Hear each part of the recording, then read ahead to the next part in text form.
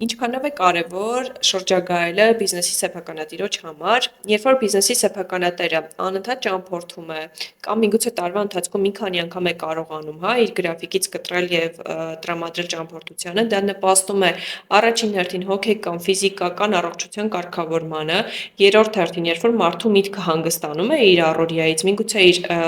ամենօրյա աշխատանքից, այն նույն փողոցից, որով մշտապես քայլում է, այն նույն աշխատասենյակից, որում լինում է, հայտնվում է մի միջավայրում, որտեղ ամեն բան նոր է, սա հնարավորություն է տալիս ուղեղին ավելի պարզ մտածել եւ ավելի հեշտ գտնել լուծումներ տարբեր խնդիրների համար։ Սա այս մասով, բայց առհասարակ իդեալների մասով, թե ինչպես կարող ենք դրսում կամ մեկ այլ երկրում տեսնել մի փոքր դետալ եւ դրանից վերցնել ամբողջ գաղափար ներդնել մեր սեփական գործում կամ միգուցե հիմնել սեփական գործը,